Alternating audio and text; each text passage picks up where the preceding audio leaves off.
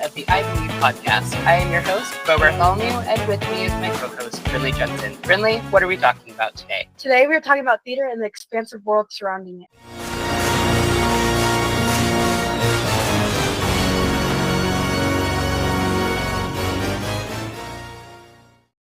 Since this is our first episode, let's talk about our format. We will always start each episode with an introduction like this, where we quickly introduce our topic and then our guests, if we have one.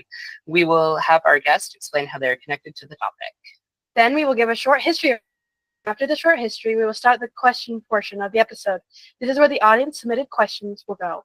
We probably won't get to all of them because we want to give our guests the most time possible to answer each question. At some point during this section, we will throw in our life update, which is our version of ads since we are 100% sponsor-free. Then we will wrap it up by learning what we can take from the episode and finding the quote-unquote message that we can share from the topic. Awesome. It is now my great honor to introduce this week's guests. Yes, there are multiple. Give a warm welcome to the co-directors of the Centerpoint Academy, Annie and Shelby Ferrin. Hey, you guys. Hey, good to be here. Let's read some bios from the Centerpoint Academy website.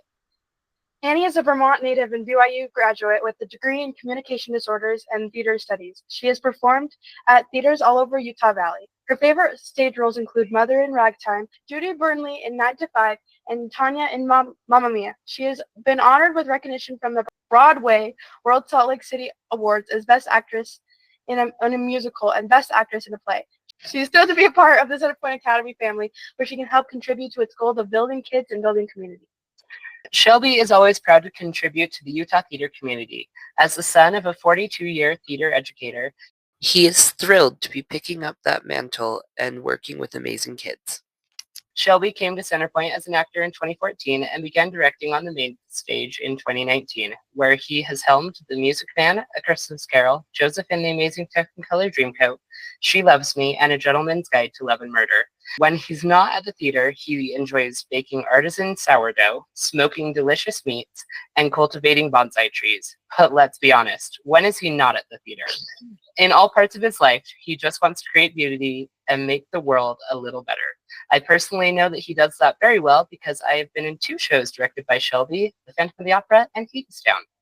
Reading bios doesn't really tell the audience much about you. Is there anything else that you would like to tell the audience about you and what you do?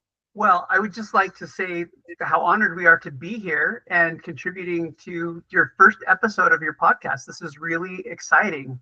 And working with a lot of young people, as we both do in Centerpoint Academy, it's an honor to be part of the educational and creative journeys of young people.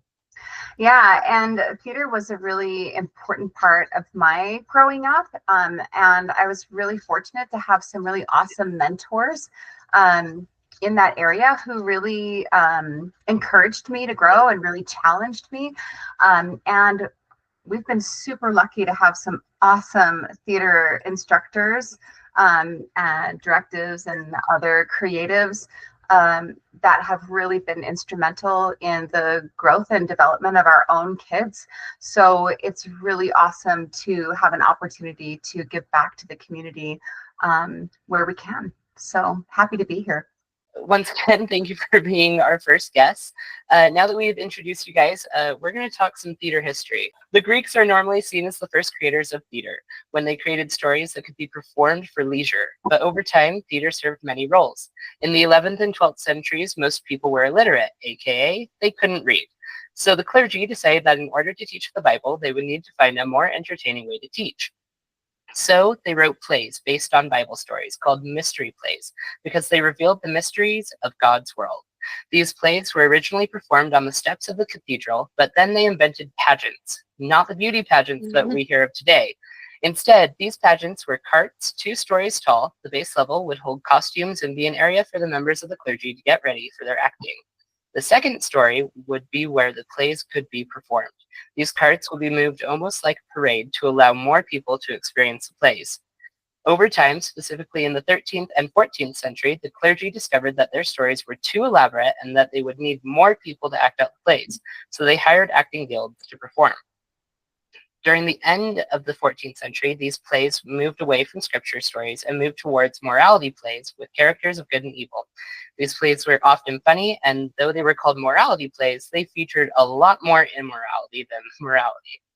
These plays were later banned, and towns were forced to move their stages outside of the city walls. These led to more permanent stages.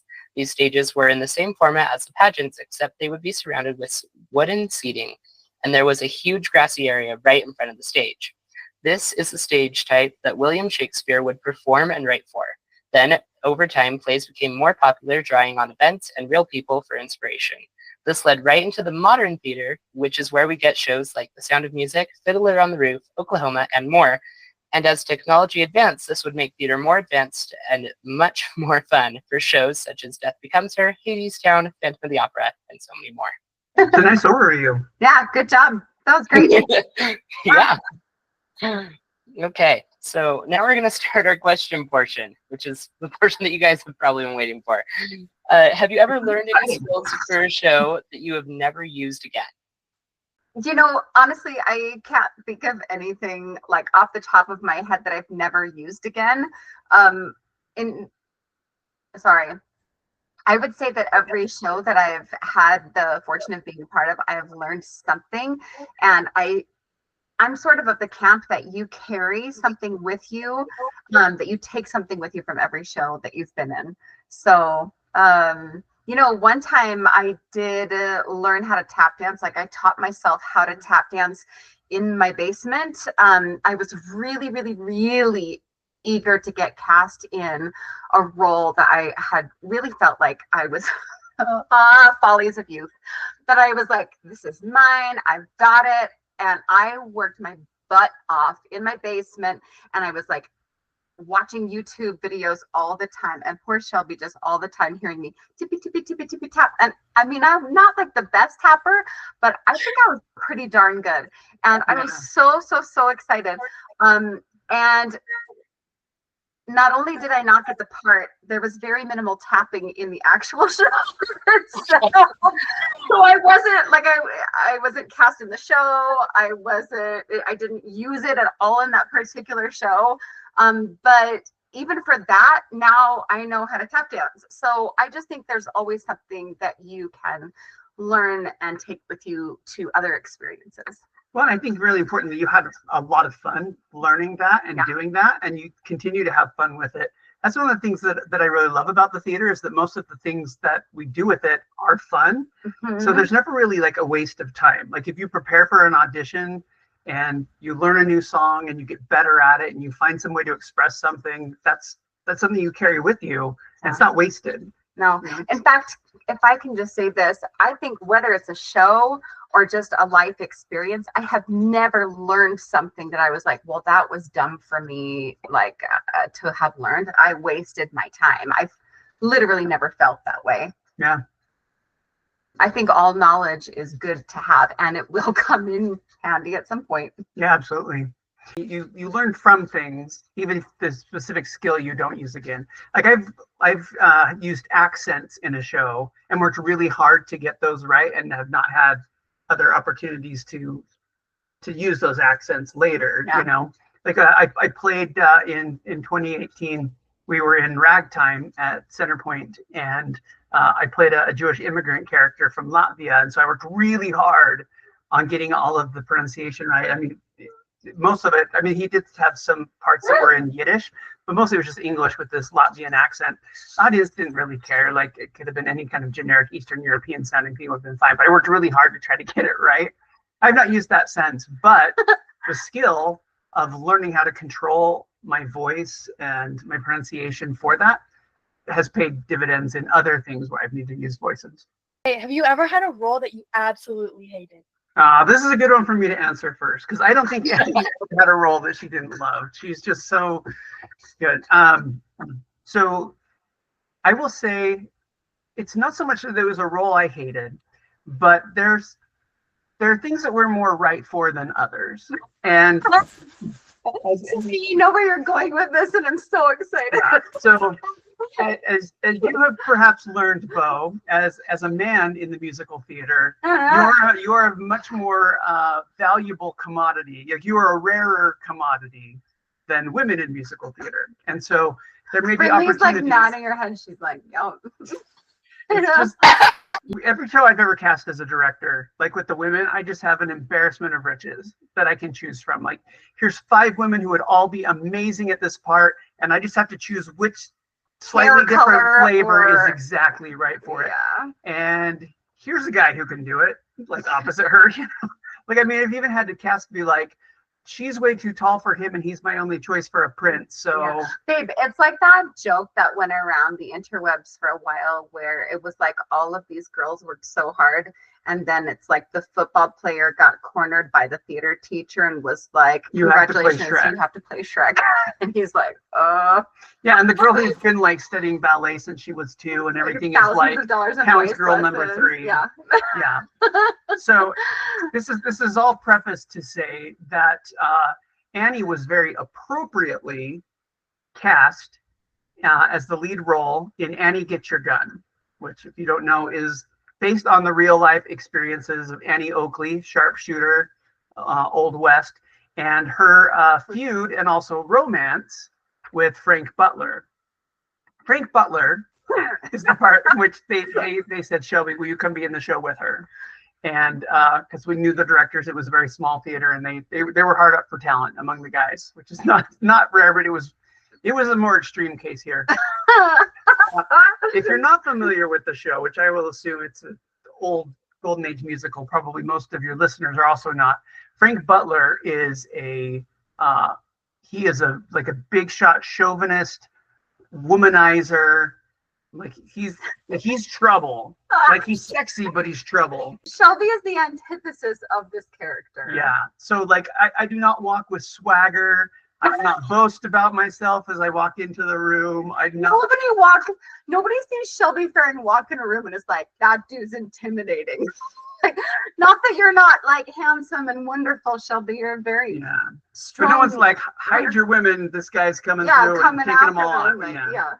Anyway, so I had to work hard to get into the mindset of that character and go out there and try to act like something which all acting is different than we are, right? It wouldn't be fun if we were only playing ourselves, but boy, this was a stretch, and it was tough. And meanwhile, she was just perfect for Annie Oakley. She was like country charm and spunky, and strong, the easiest thing in the world for her to play that. And whew, it was a little tougher for me. Shelby, he'd have to pep talk himself in front of the mirror every night before he went out. Like, you can do this. Yeah. You're tough. You got this. Like, walk out with it. Like, It was a stretch. It's a growing opportunity. Yep, it was a growing opportunity. It was. It prepared me for later job interviews where I had to be more confident than I really was. So there you go. What about you, hon? Have I ever had a role that I've absolutely hated? No, I have not. Just for the context of our listeners, let me include that while my role includes playing a man who's different than me, your experience in the theater also includes being a teenage girl playing an old man. Yep. Yeah. Many times. Yeah, because there's not enough. It was a very men small in the theater program at my high school. I can't tell you the number of times that I played men in my high school shows. I was Henry and Frankenstein. Actually, they offered me a spot on the varsity basketball team, and it conflicted with my show playing Henry and Frankenstein. So I quit basketball so that I could, modify whatever I needed to for my body and like get in there and play Henry and Frankenstein. And in one production of the Caucasian Chalk Circle, I played both Queen Natasha and the corporal, who's like a dirty old man. So I had a quick change once where I ran off stage, and it's like a very big stage. I ran off stage left, and I'm stripping off the coats and things, and I've got people waiting backstage, literally with like the dress open, and I would dive through the dress, and somebody would throw this giant wig on, and I had only enough time to like dive through it and walk on stage. So, but I freaking loved that. I played a tree once. That was a great time. What else? Woman number 8. I loved that. Guys, that was Annie's first Centerpoint credit. Was Woman Number 8. Really, it was. That was the first role that I had at Centerpoint. In the Woman Number 8. Of Aida. Loved it. I've auditioned for shows where I have said I love the show so much. literally, if you cast me as the person who hands water off stage to the people that you actually cast in the show, I will be thrilled. Do you have an overall goal with doing theater, such as like having fun or just like doing it for a job? What's your overall goal? While theater is my actual job, and theater education, administration, as well as stage management, I enjoy it so much that I really do it for fun, and I do it because it's a brave way of living. It feels risky, right? And yet there are really often like no real giant world consequences if things, if you don't get the part or if something wrong happens on stage, right? And yet it's a vulnerable thing to make art, especially when you are the product, right? I love theater because it also builds community. I love the people that we get to work with. I love the people that we meet. I'm grateful every time for the people who show up in the audience to share in this sort of sacred moment, right? With live theater, it's really special. It really is different than like going to see a movie or something. You have this sort of communion, like there's an energy in that moment that you can never recreate. And I think it's cool that people choose to show up and do the theater. And I think it's cool that people show up to watch it. It's something that we can share, a way that we can connect. I think I'll leave it at that. Okay. Yeah. I'm going to step back from sort of the philosophical, but where your answer went, and I think mine will go there too. But I'm thinking back to when I first started performing. So I came from a family that did theater. My dad was a theater teacher for 42 years, and he worked at other theaters as a director, but I had no interest in it. Even though I was sort of kind of forced to do things like, you're in this show. So I'd just go and I would be in the show until I was in high school. And I had to sing something for choir, and a girl heard me and said, like, Shelby, you have such a nice voice. And in that moment, I immediately transformed my whole personality to become a performer. It was like, what? Girls think I'm attractive when I do this? Well, I am a singer. I'm an actor. I come from a theatrical family. It's all just part of who I am, So my first goal in doing theater, I think, was probably it was the only way I was going to get a girlfriend. Yeah. As I went along, I think I started to enjoy certain things about it, and I started to have insights into the experiences that I was having with it. I think it continued even after we met and got married and started doing shows together.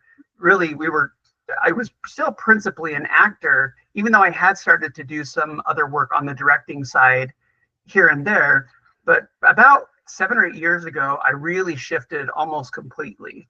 I mean, it's been, with some exceptions of little appearances here and there that I won't go into right now, it's really been about 6-7 years since I was in a show that I auditioned for, and that's what I went out to do. And ever since then, I've been directing. I've directed a dozen things in that time. And at that point, it was because I realized that I had energy that was naturally drawn to creating the stories in a completely different way. No longer was the natural inclination for me to think, I need to stand in that story and deliver that character. Instead, I looked at the whole of the world and said, I want to shape this whole world. I want to shape this relationship between this character and this character. I want to create a moment where it feels like this when they come together. I want the audience to perceive this kind of emotion from what comes from this. And so I became a director. And ultimately, I think my biggest goal with the theater is I just want to put something good out in the world. Like, I really just want to contribute something positive. Mm-hmm. And, I have another career in addition to the theater stuff that we do. And I feel like I make contributions to society, but it's not the same as what we're talking about here. When you go to the theater and you have a shared experience with an audience, I do think that there's something that feels sacred about that. Like, it defies explanation, and it's different than any other kind of shared experience. You can go to a movie and the audience watches it too, and you're sharing that emotional journey, but not with the actors. But when you're in a theater and you laugh and an actor feels that response from the audience and their performance kind of picks up and it leans into it, like there's an exchange there that's really powerful. And in those exchanges and connections, we do build something. And that happens not only in the performance space, but also in the creation space. You've seen Bo like being in two of the shows. You know how much energy I put into just building the cast and the friendships that are there and the experience, because those are the friendships that saved me as a teenager and gave me people to connect with, along with my first girlfriend. And congratulations. Yeah, it worked out that way, right? But also in my adulthood, all of my best friends are guys that I met at this theater doing shows together. So I think that the building of community happens in a really broad sense, and it also happens in a really immediate way for people. I think it's cool too, Shelb, that, you know, this group of friends that you have, and frankly, the group of friends that I have and that we continue to meet and expand upon, these are not people who are all ideologically aligned, right? There are people from different backgrounds, different political and religious persuasions, you know, different careers. Like, you know, we have people who are dentists and people who are in construction and, you know, all of these kinds of things. And I think one of the coolest things about theater is that you learn that you need everybody. You learn that every person has value. You have to rely on each other to tell the story, to make a connection. And I think that that lesson alone is something that is so easily taken into the workplace, to your homes, to churches, communities. I think it's such a valuable thing, and people are thirsty for connection. They really, really are. That's a great answer, Annie. So if we can offer any of that to our community, and if we can offer the skills to contribute to it to the people that we work with in the shows that we work on and through the academy that we co-administrate, I think that's something really powerful that we can put into the world. Now for paid sponsorship from Morris and Mortuary, where yesterday's loss is today's sauce. Well, we aren't doing that again. But I liked it. Anyways, here is the life update. Brindley, is there anything cool happening in your world? Yes. So my older brother is on an LDS mission right now, and he's in McAllen, Texas, and he is coming home in 8 days. So we've been cleaning his room, and we've been doing everything to get him prepared. So what about you, Bo? I've mostly been doing work. Writing for this podcast, and I've decided that I'm going to finish writing a chapter for my book every week. So I have 6 chapters left. I hope that I can release it after my 18th birthday. So that's kind of the goal. Annie and Shelby, do you have any projects that you are working on currently? Oh, that's super cool. Well, I wrapped up Tuck Everlasting at Centerpoint Theater recently. That was a really, really cool project. I've taken some time to travel and spend time with my family over the summer, but we are ramping up to open regular Academy classes on August 18th, and I am stage managing the junior high kids on purpose, and I'm really, really, really excited for this upcoming year. Yeah, I should probably just add, because once this podcast goes super viral and spreads around the world, people who aren't local and don't know Bo or Brindley are going to be like, what is Centerpoint Academy? I'm just going to state that we lead basically an after-school program for kids doing theater, but it's very large. There are 1,000 students from 750 families in our classes and our summer camps. We put on, I don't know, what do we do, like 17 productions a year, and it's... Yeah, we're the largest, most established theater education program in the state. So that's cool, right? Yeah, it's really, really cool. We've got some awesome families, some incredible instructors, some of the best talent. So we're just trucking along, man. We've got so much awesome stuff going on. It's fun to be a part of it. And in addition to the Academy work, I am also directing an upcoming production for Centerpoint on the main stage, A Christmas Story. And we actually have auditions for that this Saturday. And we're really excited to get a cast and get working on that and spend the rest of the fall with dancing leg lamps and BB guns. And that's going to be awesome. And then I was just announced a week or so ago that next season I'll be directing Fiddler on the Roof for Centerpoint as well. And that concludes the life update. How do you support cast community? That's a really great question. And I think it's an important one because I would just say that, first of all, not everyone is necessarily a believer that cast community is an important part of the theater. And I strongly believe that it is.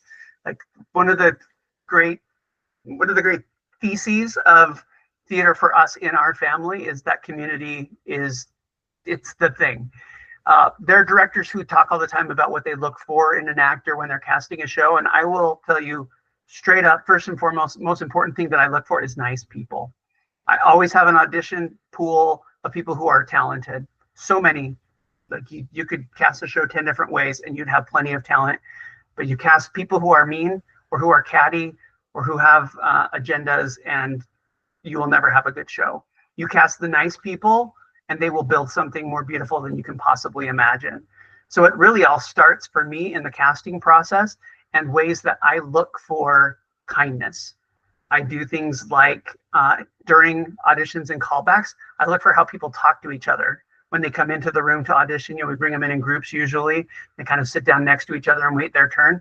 I watch for the people who are smiling at the people that are auditioning, basically competing against them, but who are supportive of their peers. I look for people who treat the accompanists nice when they hand off their music, or who, say thank you to the panel as they're finishing their number. And I look for that kind of stuff, and it influences ultimately the scores that I give them and my decision to cast them. Some people call this approach casting for the green room, referring to the space where the actors hang out during a show. If you cast people that are going to get along in their downtime, then you can also count on the fact that they're probably going to build trust and chemistry that pays dividends in the actual show. And then the other thing that I do is I try to do activities during the process of putting a show together, as much as time permits, to have people really share themselves and their experiences with each other so that they get to know each other on a real level. I always encourage my cast to memorize everybody else's names so that you don't get a clique of here's the leads that only talk to each other and here's the ensemble that feels weird. And I will absolutely champion when I see people who go out of their way to make sure that there's nobody left out. You were around, Bo, for our experience in Phantom of the Opera last year, where we had 7th through 12th graders in the show. And most of those people clustered in the older high school ages. But we did have a couple of these boys who were like 8th graders, and they came into those first rehearsals just scared and shy, and they naturally grouped together and sat over here on the side. And we had one of our elder statesmen, Tad, who was a big guy, right? He's like 6 foot something, kind of burly, got a deep, low voice. He's just really cool. He's a cool guy. And he went straight over and sat next to those younger boys and just like put them under his wing and made sure that they felt completely included. And I'm like, that's it. That right there is why we do this in the community. Like, we're going to create a beautiful work of art that people are going to be proud of, but the experiences that are going to build these kids' lives are right there. I look for it, I cast for it, and I applaud it when I see it. It's the most important thing to me. Yeah, and I'll just add to that. I think it's also really fun to create opportunities within the rehearsal process for your cast members to compliment and support their other castmates. So what happens is you build a culture where even if you are not asking for it at the end, you are basically training people to continually look for the great things in other people. And again, this is another skill that is not only awesome for the cast, this is great for the community. Shelby creates wonderful communities with his shows, and then he creates these wonderful books. And they're so cute. And Jam books? Yeah, I have both of mine for both of the shows. And yeah. I'll say this: we have some excellent friends, Danny and Wendy Inkley and Addison and Bree Welch. They have this company called Jam Books, and these are the books that Bo's talking about right now. Jam Books is not an official sponsor of the I Believe podcast. This was an accidental and somewhat planned advertisement. Yeah, they're a collaborative photo book that people can contribute to not just for a cast. You can use them for family trips or a whole variety of things. But in this case, I set up text prompts. Everyone just joined via text. And every now and again, they would get a prompt saying, you know, send in your cool pictures from rehearsal, or what is something that you've learned from this week, you know, from learning this dance or something. And everybody sent stuff in, and I edited in. And now Bo has 2 cool scrapbooks of his experiences. Yeah. So check out jambooks.com. Yeah, they're so cool. And it's so much fun to be able to look back and like remember all the fun experiences that we had. What would you say to somebody who is often rejected from shows? And what would be your best advice for somebody upset with casting or not being cast? Awesome. I'll take that one. My advice is just keep doing it. Just keep doing it. Just keep showing up, right? Audition, audition, audition.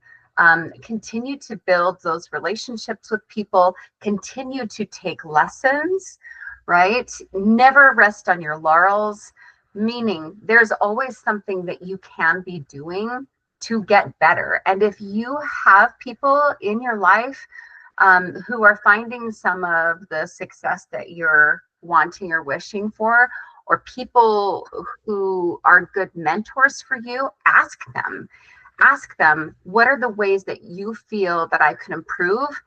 But if you ask, you have to be ready to accept the answer in a way that's humble and earnest, so that you can identify the things that you can work on. But you can only get better at something by doing the thing, right? So auditioning is a skill. Even people who are the most successful in this business are rejected often. It just happens. The people that you look up to the most, the people on Broadway, the people in the movies, they are constantly rejected as well, because not every person is the fit for whatever project it is that, you know, you're going for. There's so much about each of these experiences that you cannot control for.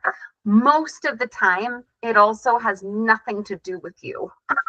You know, it's usually about hitting the right project where the universe aligns and you happen to be the thing that they're looking for. So you hustle, you do your prep work, but then you show up and you do your best. So one thing that I would add to that, Annie, is that approach doesn't just apply to auditioning to be in a show. Mm-hmm. When you go out and you apply for jobs in the real world, you don't just like gear yourself up for one job and then you go apply for it. And then if you don't get it, you're like, that's it. I'm done with working forever. It didn't work out, right? Like you put in applications to 20 places and maybe 3 of them screen you and you get called back, so to speak, for consideration of that job.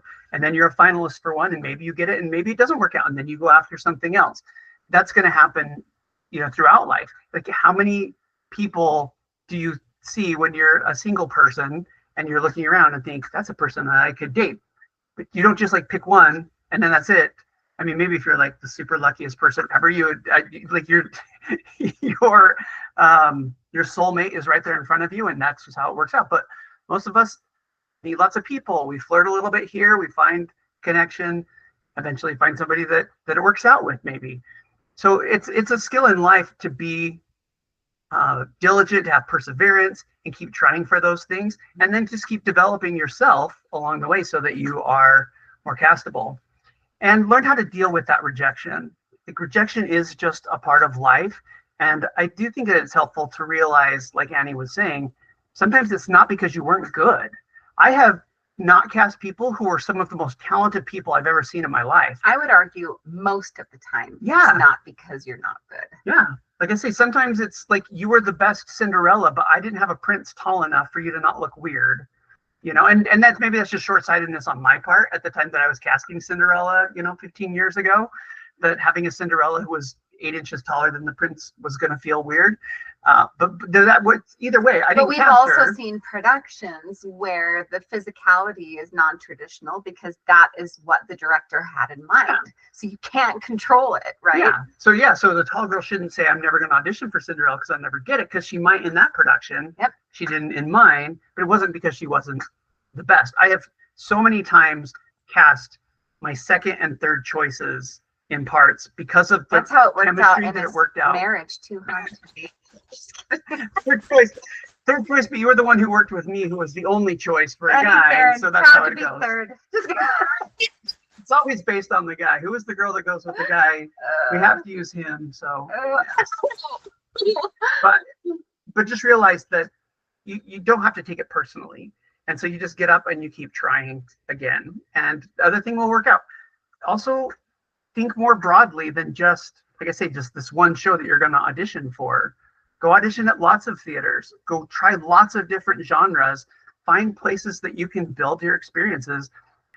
And remember that every theater offers something a little bit different. They are presenting in different styles and different presentation. They have different talent pools that maybe overlap, but it is different, and different creatives that you can work with. So sometimes you just need to find your home. And also, if you don't get cast in something and you feel sad, it's okay to feel sad, because it is hard to be rejected. I'm not saying that you just have to buck up and deal with it. Ultimately, you do have to deal with it. You can be sad for a day. We always say, like, take 24 hours, feel your feelings, have a really big bowl of ice cream and cry into it. And then tomorrow, get up and go on with your life and think about the next thing you're going to audition for. Although I will say this, there have been a few times where, well, in my younger years, where like I've gone to an audition and a callback or whatever, and I've come home, sat at the counter, and Shelby quotes me all the time, "I'm not a singer anymore." And then I sob into a giant bowl of ice cream, like, because it didn't go the way that I wanted. And then I find out the next day that I was cast in the show. And the director was like, "Oh, it was yours, like from the moment you opened your mouth, you know?" And I was like, oh my gosh. And there have been other times where I thought I had nailed an audition and a callback, and it was like there was not a shot, like it wasn't mine. We're not always very good judges of our own performance and our own castability. Mm-hmm. And because so much is out of your hands, just let it be out of your hands. What is your favorite show that has been performed or that you have performed? Or that you've seen? Or that you've seen? All of the above. So I think this is my turn to answer, right? Mm-hmm. So I mentioned earlier that we had the chance to perform in Ragtime. And I think that for both of us, we would probably say that Ragtime is our favorite show. I could make you a whole list of my 5 favorite this and my 5 favorite of that style and whatever. But Ragtime really hit us in a really tender emotional spot for just a lot of reasons. There are a lot of powerful lessons in that show and the history that it covers. We had a tremendous opportunity to play 2 characters who ultimately cross paths in this show and have a little romantic arc. And it was a dream come true that we got to do that in a show together. People don't often end up marrying a spouse who has the same hobbies that they do, let alone it's really easy, especially in theater, for one person to be better than the other, and so you don't get many opportunities to play together. I think at this point I would be, well, last time I did audition was for a show that you ended up booking and I didn't get cast in it because I just think you're more talented than I am. So it's hard to, so the opportunities to perform together, when we were younger and performing at some smaller places, we had a number of opportunities to perform together. But this was at what we consider our home theater, place that really feels like home. And to get to do that together was a very special thing. Yeah, I'll agree. So I'll leave that as it is. I agree with what Shelby has said. But my most recent experience was with Tuck Everlasting, and I got to play May Tuck, so the mom of the family there, and it was just a really special experience. The people in it were just really kind, really hardworking. And everybody showed up with full heart to tell a story that I think really matters, you know, deals with these questions of like, what is a well-lived life? And, you know, it asks the question, if you could live forever, would you? And, you know, during that time, a lot of our cast members, myself included, and lost somebody, you know, important in our lives during that process. So it was really like a really poignant time, a really meaningful story to tell, and I think one that touches people. And I think one that every person can really relate to. You know, what are you investing in your life that makes it beautiful and meaningful? And in the end, you know, is death, you know, sorry, you really can't have like a beautiful full life without acknowledging that you will die. It's part of what makes living so precious. And what do you then do with that time? What is your dream role in a show? Well, I just mentioned one of mine, which was playing Tata in Ragtime, and for all the reasons that I just told you in that story. So I'll add one more. There's really only one bucket list role that I had left, and ironically, I will not have the opportunity to audition for it because I'm directing the show itself next year, which would be Tevye and Fiddler on the Roof, which is very similar to Tata, both fatherly Jewish men characters that have a lot of heart, and there's a lot of fun. The answer to this question constantly changes for me. I think it would be so fun to play Miss Pennywise in Urinetown. Oh my gosh, wouldn't that be a blast? Or Miss Lovett in Sweeney Todd would be so fun. But I'm also drawn to really like emotional roles. Like it changes for me all the time. I'll just say that. Just say that. Throw out some that have been on your list in the past. So those have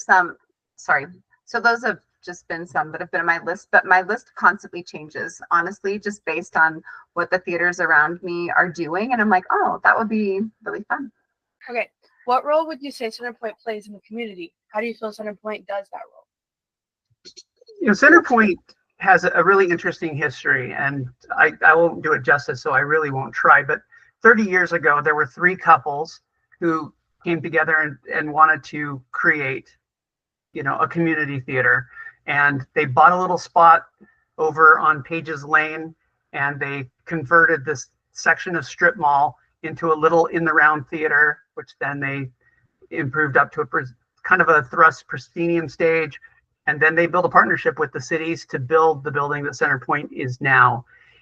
But I think if you go back to what those people wanted to accomplish from the beginning and what it does now, and officially, you know, has as its motto, is telling stories that connect us, that build our community, that give us, as we were saying earlier, that shared opportunity to take something in together, to build something together. Some of my favorite things about doing community theater are when it has truly been representative of our community. When I directed The Music Man at Centerpoint Theater in 2020, and then because of COVID, we actually played in 2021. But I had my actual dentist in the cast. It was awesome. Like, he was our dentist. He said, I love shows. And he said, you should audition for Shelby's show. He's like cleaning my teeth. And I'm like, why aren't you coming over to audition with us? He's like, oh, no. Well, my son's a dancer and he enjoys singing, but I don't know. And I'm like telling him, I'm like, I know that you're a great singer. He's in a choir. He's all this stuff. And he's like, I don't know. It's not. I'm like, just come. So he did end up coming with his son to audition, and they both made the show. Both made the show, and they were great. And I just love that. Like, we work with so many people in the theater who, and it's a whole range of people, right? We have people who earned a degree, that literally spent 4 or 5 years in college studying voice, movement, performance, etc., top of their game. This is what they want to do with their lives, and they're performing with us.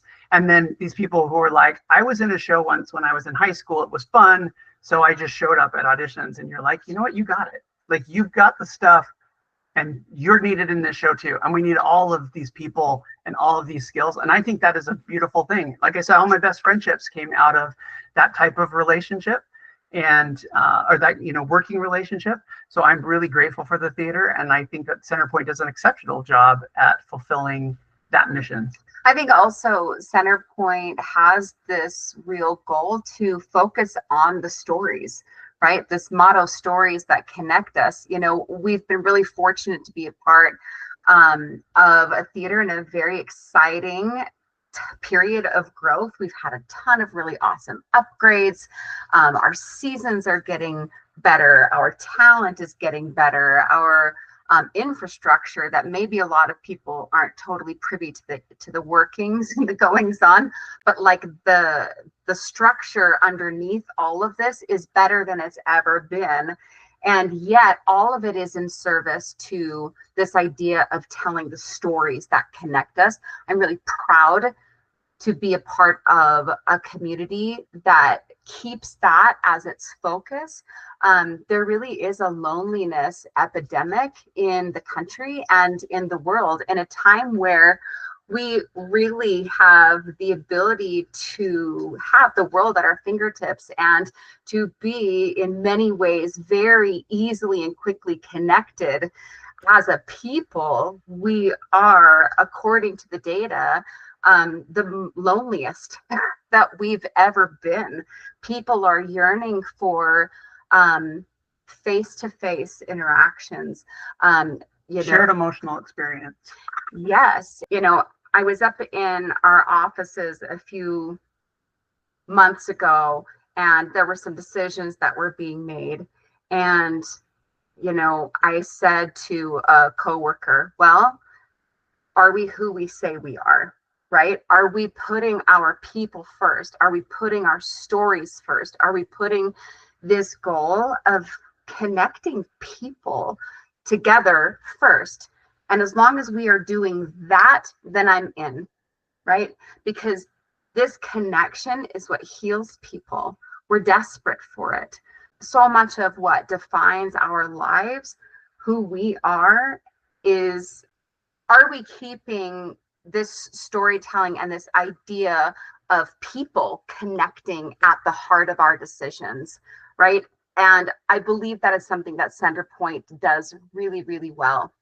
Yeah, which is not to be disparaging in any way of any other organization. We're all trying to do similar things, and we all have a different angle on them.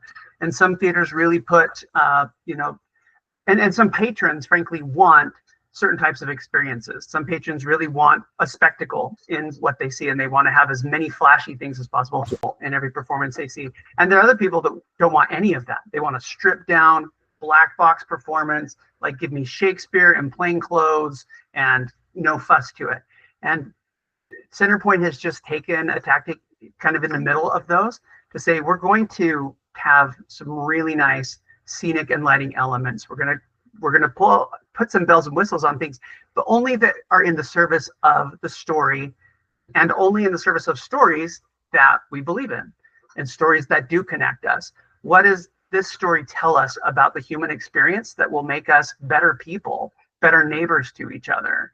And I think what we're trying to build, not just in the shows that go onto the stage, but the experience of putting them together, and in the experiences of the kids we have in the academy, is building that community and building the skills that make our community strong.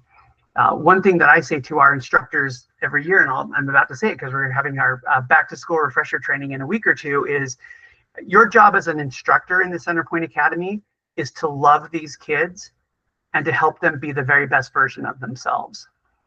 And I want you to build their confidence. I want you to build their teamwork. I want you to help them feel creative and clever and competent. And I would suggest that maybe one way you could do that would be by putting a show together. Go put on a show. That would be a good way to do it. But your job is not to put on a show. Your job is to love the kids and build them through the act of putting on a show, so that when these kids leave, I hope that, what you walked away from Phantom and Hadestown, Bo, was, wow, I was a part of these amazing productions. Like, look at all these things in this book. Like, look how beautiful our show was. I hope that that's part of what you're proud of. But how would you look through that book? You're like, oh, I remember this rehearsal, and I remember, like, oh, this guy was so cool, and I remember what this girl said to me, and like, it built my confidence, and it taught me that I could do such and such. And I learned something from somebody else's experience. Yeah, I saw the world through different eyes than I could have just through my own experience. Same kind of things that I think you're exploring in this podcast, seeking understanding and empathy. Theater teaches us really powerfully. So I think it's a great tool, and I'm really honored to be part of an organization that puts that right at the center, in its motto, in its mission, and delivers on it. Is there anything else that you would like to add to how you feel theater connects people in the shows, in the audience, and beyond? I think theater does a great job at teaching empathy, which I think is something that our world needs desperately right now. Where we have so many things that are dividing us, being able to put ourselves in somebody else's shoes is a skill that is really, really needed right now. One of the experiences we had when we did Ragtime, as I said, I was playing this character who was a Latvian immigrant escaping, terrible conditions and persecution with his daughter and trying to give her a better life in another country. And in the lobby after the show, it's very, very emotional, cathartic show. And so the audience, there were frequently people who had to kind of decompress and unpack what they had just seen and gone through. And more than once, I had people say things to me that were some variation of, when I was watching this show, I saw you and I was rooting for you. I wanted you to make it in America. I wanted your little girl to have a better life. All I saw was somebody who was doing their best to try to escape hardship and make their life better. And then I thought about all the things I see on the news where I'm critical of people who are trying to leave conditions and make their life better. And I asked myself, why am I not rooting for them? And I don't know that it changed anybody's perspective on something as big as immigration policy, but I hope that it gave them a moment of reflection to say, these are both human experiences. And why was I predisposed to cheer for this one and be skeptical of that one? Is there something that maybe is more in common there? And that perspective taking maybe opens up a little window that maybe they choose something in their life where they're a little bit more patient or kind with some other situation. And I know for me as an actor, it's certainly giving me insight into all types of characters and lives and circumstances that I would never have had. And hopefully that's made me a more open-minded, generous person as well. Yeah, and it's happened to me on a number of occasions where I've gone to see a show that I've never seen or heard of before and have listened to songs about what I swear has only happened in my own head. And it makes me emotional thinking about this, but to feel like you're super alone in an experience that you are having, there's really something so awful about that, right? But if you show up to a theater and somebody is basically playing out your experience on stage, and you learn that your experience happens in different forms in so many ways, so often enough with other people that they decided to write a show about it or write a song about it, it really makes you feel not so alone, right? And in a way, not only is it healing, but it just goes back to this idea of connecting us. And it doesn't have to be directly interpersonal, right? Sometimes just seeing something play out on a stage, the biggest changes can happen in your heart and in your head. And it can be life-saving sometimes. Obviously, some experiences in our lives can be very isolating. And there are a lot of things that we aren't accustomed to or necessarily comfortable with talking about very often. And when we can see these experiences played out, it helps us feel not so alone. And it helps us feel like maybe we have the strength to get through things that are hard. So on the one hand, I look at what we do and I think, is it just silliness? Like, are we just adults who never stopped playing pretend and we like to get dressed up with our friends and pretend we're something that we're not, and it's just frivolous and silly? Yes, and it is. Yes. It is all of those things. And at the same time, it's something that has generated hope in my life and for a lot of people around me. So it's bigger than that too. I believe that. I also believe that, Shelby. Because of your experience in theater, is there like a really cool famous person that you've gotten to meet? Yes, my boyfriend Timothy Hughes. Not really her boyfriend. Timothy Hughes is fake. Really? I thought I was your boyfriend. That's all I'm saying. I mean, yes, but also Timothy Hughes. Yes, he's gay. Yes, he's not interested, but I feel like we have a connection. Shelby reached out to him once on my birthday, and he actually responded with a little happy birthday message. And then our daughter had him as an instructor at Open Jar. So there was like that connection that they were like, oh, and we at one point had so many friends in Utah, like from Utah, that were out there that ran into him that were like, oh, we're friends with Annie in Utah. And he's like, what? So he starts putting all these pieces together. Anyway, legit last year, we ran into Timothy Hughes on the street. And I was like, oh my gosh, Timothy. And Shelby's like, what are you doing? I'm like, this is my friend. So like and he was so sweet and was very kind to stand there and chat with us. And anyway, but I like to think probably that we're closer than we really are, but he means a lot to me. But for your listeners who do not know who Timothy Hughes is, he is a Broadway actor, notable. We first discovered him in the ensemble of Hadestown. He is a 6.5 foot tall, muscular man, very handsome, amazing dancer, beautiful, rich, deep voice. And actually, I mean, he's a beautiful man, but weirdly, like not my normal type. Yeah. But there was something about him in the workers' chorus. I'm telling you what. I feel like I've met a lot of actors, but like in passing. I don't think I've had ever the level of connection that you and Timothy Hughes had on Instagram. We're very close. Where he sent you a personalized birthday message. Yeah. We are friends on Instagram, although after this podcast, he may not want to be. Yeah, that's true. That would be fair. I will say that the most famous and talented person that I ever met in the theater was Annie Ferrin, and I convinced her to marry me. So Shelby. that worked out really well. And he's met Audrey McDonald, so that's saying true. something. I do have a famous person I worked with once. All right. Okay, so in light of just this last weekend, there was a big concert at the Hollywood Bowl of Jesus Christ Superstar that had Cynthia Erivo and Adam Lambert in it, and Josh Gad. But the original Jesus from the movie, not Jesus, the original, not the original Jesus from like from the 30 Bible. BC. That's Yeah, different. that's different. The man who played Jesus in the movie of Jesus Christ Superstar, Ted Neely, That's true. I later did a production of Jesus Christ Superstar with him. This is like 15 years ago. He was much older, but he still sings all around the world to like packed stadiums in Europe and stuff.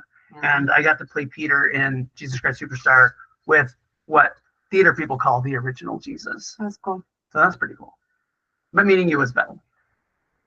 Meeting Bo and Brindley. Yes. Yep. And then you Hey, in third place. as usual. Just kidding. Choice number 3. Hey, But you went with the actor. sometimes it works out.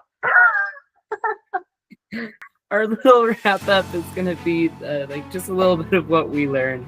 I think it was cool how we connected it, theater to like how we live today, because it's so true. There's people that are like, they're not in the best moments right now, but like theater really like shows that it's not just you in that situation. Like there's other people in this world that are feeling the exact same way as you are, with anxiety, depression. Like it's like more common than you think. So that's what I learned. The most favorite thing that I've ever learned from both of you two is I actually learned it during Phantom. And the day that it actually clicked for me was opening night when you, Annie, came into the green room and you gave us the pep talk about loving each other and just how that can connect us. And that, for me, was like the clicking moment of, oh wait, that's actually what we're doing in theater. And I'm so glad that you actually touched on that during this interview, so that like that was really my goal of having you on the podcast, is that we could share that with other people. That really means a lot. Thank you. Thank you. We would like to once again thank Annie and Shelby for joining us on I Believe. Join us next time when we discuss the importance of education. We can't wait to have you.